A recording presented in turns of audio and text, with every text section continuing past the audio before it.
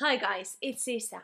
Crescent City was a chunky book, and book 2 it's here. I will tell you everything you need to know about these books that you get into the second one, skipping the reread. The book was organized in 4 parts and an epilogue, so that's the schedule that I'm gonna be following. So feel free to jump into a different section if you feel that the beginning was like already is pretty fresh in your mind and you just want to stick to the end. Part 1. The story follows our main girl Bryce as she is half woman, half fae, and she lives in this world where a lot of different paranormal creatures live, and she works in this antique shop owned by a 400-year-old sorcerer called Jesiva. And she works there with a little fire sprite called Lehava. And so Bryce is very close to her best friend Danica. She is the granddaughter of the werewolf pack, and she is the alpha leader of the pack of the devils. And it seems that they both have little tasks to go on. Danica is very into the politics, and so she is outraged when this evil human dude gets out of jail, and it seems that he is going to do kind of an attempt to blow up a nightclub. So she goes to complain to Micah, this angel that is in charge of making sure that everyone, stay calm, and he is kind of like the head of this department. Meanwhile, Bryce has been tasked by Jesiva, the sorcerer, to find out and extract the Luna Horn, a rare Fae artifact that has just disappeared from the Luna Temple. Both of them are expected to do this drop at 27. The drop is a moment in which every creature of this land kind of like transitions into the next level. And so although Bryce is not really expected to gain a lot of power because she is half human, Danica is. And so they are kind of waiting. In this part, we also get to know a little bit more of Danica's pack, and we get to also know Connor. He is her second, and he and Bryce have kind of this platonic relationship, and it seems that in a night out, Bryce has finally decided to take Connor out. So when she gets into their apartment, what she finds is that everything is torn to pieces, and that the whole devil's pack with Danica's also are brutally murdered. This, although happens early on, it was really kind of traumatic, and Bryce is in pieces. The thing is that Bryce also sees kind of a demon getting away from this house, and so she takes chase of it, kind of fight this demon. The result is that she gets imprisoned, and she is kind of asked what is going on. That's the moment when she gets to meet our main male character called Hunt. He is part of this kind of like police department of the sorts, and he is under the commandment of Micah, this angel that I was talking at the beginning, that he is kind of like the main dude. He has what it's called like the triary or the triary, and he has 3 people underneath him that are kind of enslaved to him. Hunt, and we will also have Isaiah and another girl. We get also a little bit of context on why these 3 people are under the command of Micah, and it seems that they were leading a rebellion like 200 years ago, which failed, and as a result they're kind of branded and they need to do whatever it takes, and the only possible way for Hunt to escape this kind of command is to ensure that he kills whatever Micah tells him. So he is very dangerous. He's considered kind of like the angel of death. We will also know a little bit more of the background of Bryce, that she has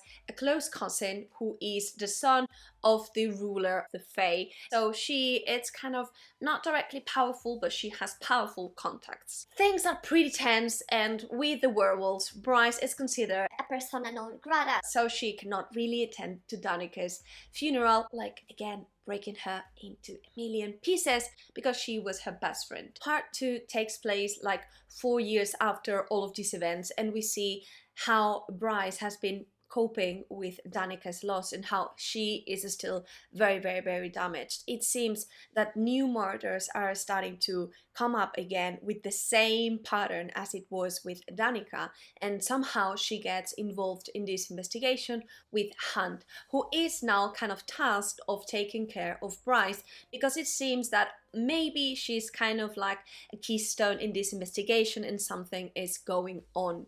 Meanwhile, Rune, the cousin of Bryce, is kind of being forced to this marriage with the queen of the witches, and he is kind of really worried because the oracle foresaw for his line to stop with him, and his father tasked Rune also to find the lunar horn, which is this Fey artifact that it's supposed to rekindle the Fey's magic and to ensure that the magic that they have, it's really shiny again. And at this point there's a little bit of back and forth on who is the killer, but very quickly on we start to see the links of how this lunar horn might be linked to the murders, because it seems that this lunar horn was used by the first prince of the Fey in order to stop the demons of hell. It seems that this lunar horn was made, right, and that it was unstoppable, and as a result the evil forces created a demon able to track it called the Crystallos.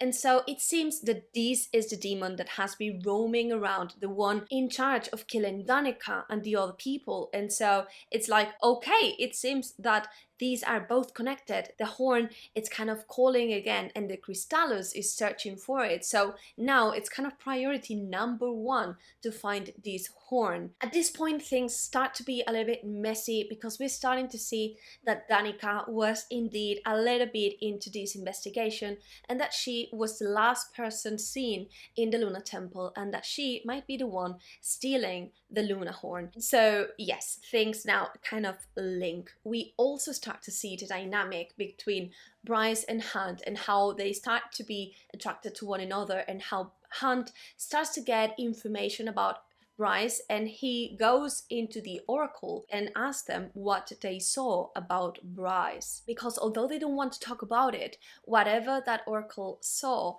blinded her. And kind of with that we start with part 3. And so part 3 starts with Bryce and Hunt doing a little bit of discoverings and figuring out where the Crystallos has been moving and how to detect him.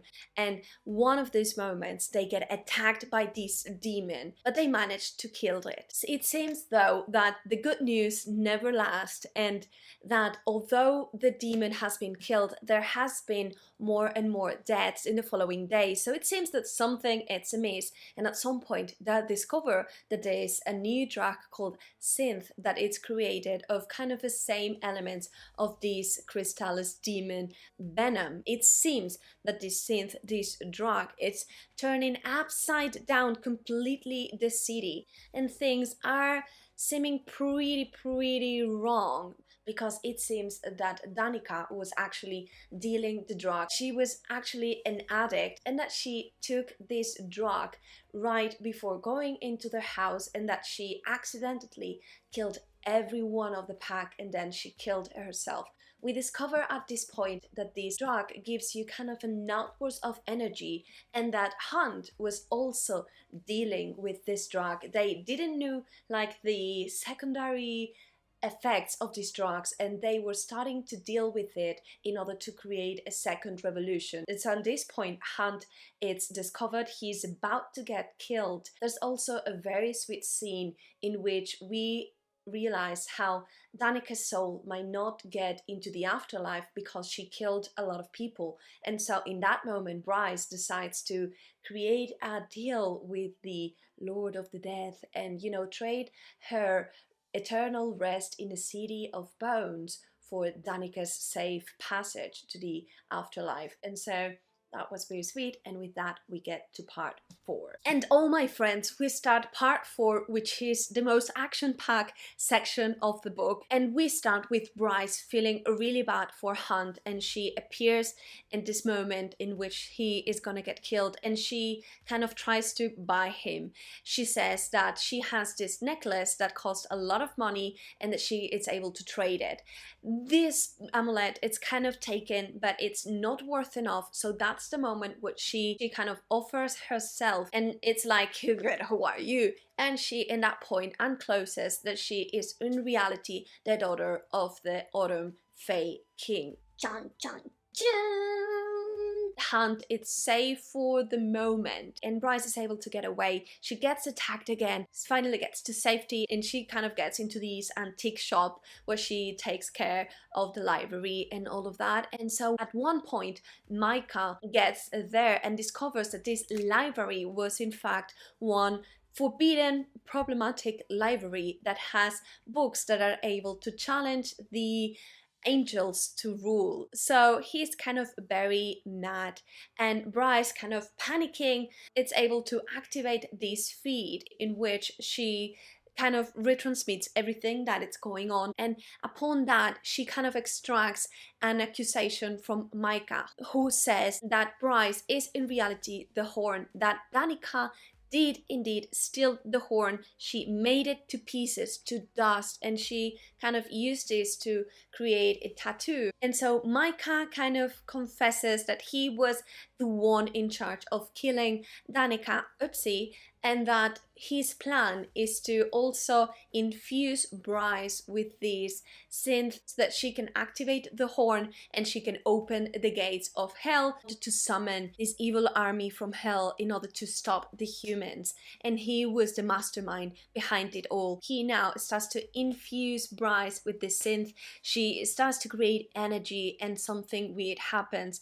They have a terrible fight, and Lehiba, this little sprite, kind of sacrifice herself in order to Bryce to go away and to ensure that she can live on and that she can close these different gates that are opening throughout the city. Micah is killed, but oh my god, that scene was so emotional. And now Bryce is free, but she is kind of tasked with closing these different gates that were open, and she is doing it, but she is getting exhausted because she is not really at her full potential. And so after this terrible war it's happening, she decides to do the drop because otherwise she will be killed. This drop, it's supposed to be a very dangerous moment in which you need someone to anchor you to life, because otherwise you just might slip away. But there's no one, and so she kind of taps into her memories, and somehow she gets to create a link with Danica's spirit because she has not yet won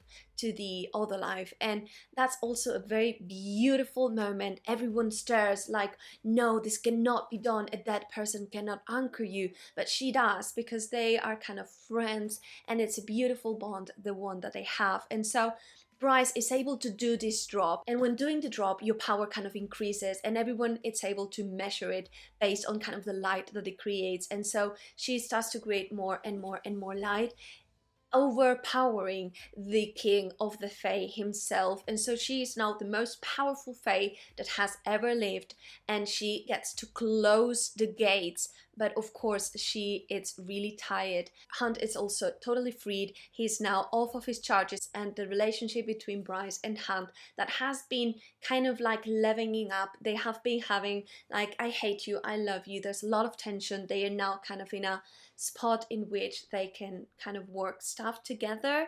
And so in the epilogue we have a little bit of a chat led by Jasiba, and she is kind of like, why I never learned anything about Bryce. It seems that she blinding this oracle was due to her light and due to her power, and it seems that now a lot of power is ahead of her, and that she will need to face even greater dangers. So yes, now you're up to date. This is everything that happened. Beware of what happens in book 2. Thank you for watching. Bye bye.